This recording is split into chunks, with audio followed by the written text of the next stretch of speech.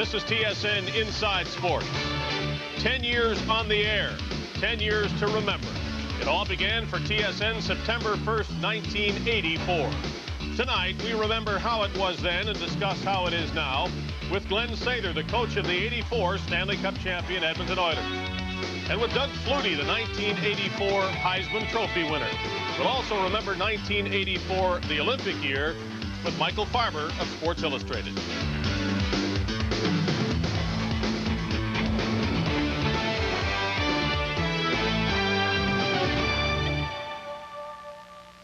Welcome to TSN Inside Sports. I'm Dave Hodge. 10 years doesn't seem like a long time, but in the ever-changing world of sports, it can seem an eternity.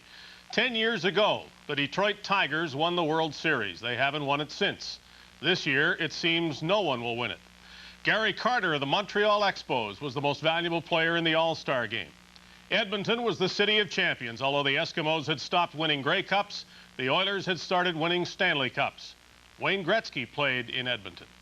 Mario Lemieux was drafted by the Pittsburgh Penguins. Marcus Allen won a Super Bowl early in the year with the LA Raiders. Late in the year, Joe Montana was on his way to winning another one with the San Francisco 49ers. Allen and Montana are now teammates in Kansas City. Larry Bird was the NBA's MVP for the first time. Michael Jordan was winning an Olympic gold medal in Los Angeles. John McEnroe won Wimbledon for the last time. Golf's leading money winner was Tom Watson for the last time. The IndyCar Series champion was Mario Andretti for the last time. The Summer Olympics were in Los Angeles for the second time, and TSN, the sports network, went on the air for the first time on this first day of September 1984. It is our intention to unabashedly reminisce for the next half hour, and in this country, on this network, where else to start but in the world of hockey. Till May 19th of 1984, the Stanley Cup belonged to the New York Islanders and had been in their possession since May of 1980. But as 4 cups by the Islanders had followed 4 cups by the Montreal Canadiens, the Edmonton Oilers were the next dynasty in line. And their first of 4 cups in 5 years came on the 19th of May, 1984. To remember that, we welcome the current president and general manager of the Oilers and the coach of Edmonton's first 4 cup winners, Glen Sather.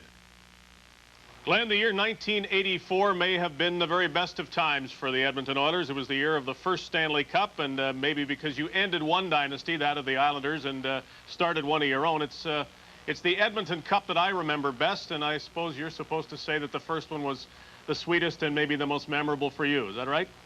Well, it was, I think, certainly the most exciting for me. It was, you know, it was a whole new range of emotions and experiences, and it was kind of the beginning of the maturing process of all these young players that had been fooling around together and having fun, and now they'd finally got to the door where they were going to be great players, and there was a lot of them that came from that year that are certainly great players now. We should remember, and I don't think too many people do, that it was only the Oilers' 5th year in the NHL, the ultimate 5-year plan, you might say, and I remember vividly in the very first year Peter Pocklington saying it could be done that quickly.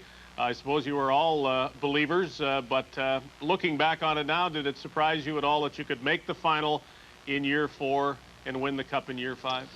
Well, we were pretty fortunate that, you know, Wayne was Wayne, and of course he had a great supporting staff of Messier and Curry and Anderson and Dave Lumley and Semenko and Fuhr and Moog. There was a lot of great players there. They all worked very hard. They were all serious about their job. In those days, money was never something that we argued about. The motivation was to win and be successful, and that group of kids was outstanding. They really worked hard and paid attention, and it was a lot of fun to be with them.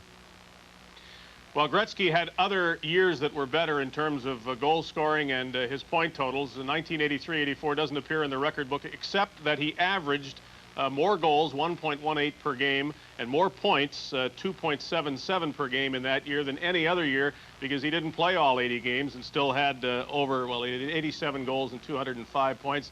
So you could argue that might have been Gretzky at his best. Messier in the playoffs perhaps has never performed better. It's real tough to pick one year and say this was the best Oilers team or this was Gretzky and Messier at their best, but you might not go far wrong if you pick that year. No, there was, I mean, I think as individuals, just about everybody on our team had a career year, and they played great. But as a team, they were really focused and really determined to win, and that was the most fun to me when these guys were all pulling together in the same direction. And the game that we beat the Islanders 1-0, Kevin McClellan scored the winner, and there was a lot of guys that played well. Lee Fogelin was outstanding. It was a great year, and it was a lot of fun because it was done as a team. And these guys really performed to the best of their abilities. I believe Mark was playing left wing then, and I mean, he was outstanding. He drove to the net every day. He scored a lot of great goals in that series against the Islanders, and the Islanders were at that time the pinnacle that we were trying to knock these guys off it, and they were really the guys. They were the champions. Bossy, Trottier, Gillis. There was a lot of great players there. Billy Smith was a goaltender, and there was controversy all the way through the series over Billy Smith and Glenn Anderson, and it was a lot of fun. It was a great series.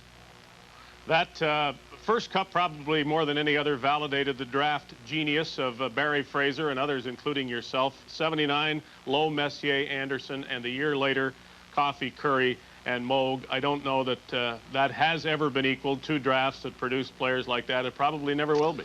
Well, you know, it's a funny thing about Andy Moog. He was seen by Jimmy Nielsen, who used to work for us in those days, and he was the guy that spotted Andy Moog and said that we had to draft this guy. He had NHL written all over him, and he came into our training camp really unknown by everyone and really performed well. But Barry Fraser was the architect of picking all those players. I knew Messier from the WHA days, but you know, Barry had the fortitude, I guess, to pick all those guys, and that's what you want out of your chief scout.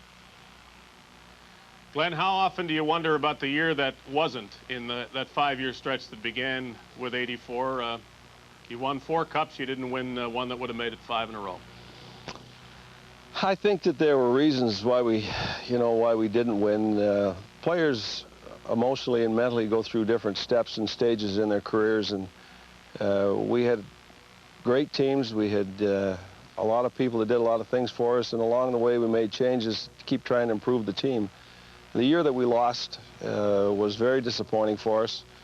It was a controversial goal that Steve Smith will never forget. He scored on his own net, and Calgary beat us. But Calgary had a great team that year too, and it seemed like we got ourselves in a position in that series against Calgary that it just wasn't meant to be. We got a lot of so-called bad breaks, but you make your own good breaks and your own bad breaks, and Lanny McDonald was outstanding. Calgary deserved to beat us, and we just weren't mentally tough enough to win that series against them, and they beat us fair and square. And the next year, of course, we bounced back and came on and won another cup after that. But it was disappointing because I think we could have won 5 cups if we could have got by Calgary that year. Here's the toughest question of all, Glenn. Rather than look back 10 years, let's try and look ahead. You'll be 60 years old. Do you think you'll still be managing the Edmonton Oilers and trying to win the Stanley Cup, or maybe doing something else? I hope I'm not doing this job when I'm 60, I'll tell you that. My hair's starting to get gray, you probably noticed, but... but if you get back to winning cups, maybe that stalls it a bit. Well, I think we're in the right direction, and, you know, the negotiations that are going on now, I hope that everybody gets out of this thing happy and we can get on with our business. But we've got a young team. We've got a lot of young kids that are coming to play, and Jason Arnott's outstanding. We've got a chance, and we're doing it through the draft and through some trades, and I hope this is the way to do it. We worked this system once before, and I don't think there's any reason why it won't work again. Glenn, thanks for remembering back 10 years with us, and I'm sure all Oilers fans, wherever they may live, are always happy to do that. Thanks a lot. Thanks very much, Dave. Lou Retton, Edwin Moses, Greg Louganis, Evelyn Ashford. Michael Jordan was on the gold medal winning basketball team. That's right, and Bobby Knight was the coach. He reduced a translator to tears after a USA-Canada basketball game because the Olympic languages are French and English, and he was refusing to allow the translator, this poor little girl from California, to translate his answers into French. We found out more than we needed about Bobby Knight in those Olympics. Well, the Los Angeles Olympics might have changed things here in Canada. If the Atlanta Olympics of 1996 are as successful as they hope to be, will they simply look back and say thanks to L.A.? I think they probably will, although Atlanta is further behind in Los Angeles. Those games had a great effect on the American psyche, but I also think they had a great effect on the Canadian psyche. Because, Dave, you look back to 1976, Canada was the only nation never to have won a gold medal at its host Olympics. 1980, Canada and the West boycotted the Moscow Games. So you really didn't know what to expect going into Los Angeles. Canada won 10 gold medals there, and it started to think of itself as an international sporting power. Suddenly, the Commonwealth Games didn't mean much. Commonwealth Games used to be important because you could run the headline, Canada wins. And it wasn't happening very much. After Los Angeles, it did, and people started to think of Canada as a sporting power, and that made the Commonwealth Games, and indeed the Pan Am Games, less important in the Canadian mindset. You have a fondness for the Winter Olympics of 1984 in Sarajevo. I must say I remember Gaetan Boucher, and I remember after hearing Bill Johnson had won the men's downhill thinking that was a funny name for an Austrian, but I don't remember much else. Well, I remember the opening ceremonies, mostly because I skipped them. I went to an apartment of a woman, an 80-year-old woman who was an English teacher there. She lived off the main street in an apartment with high ceilings. She served me tea in chipped cups and talked about Sarajevo, which, of course, was a battleground for centuries.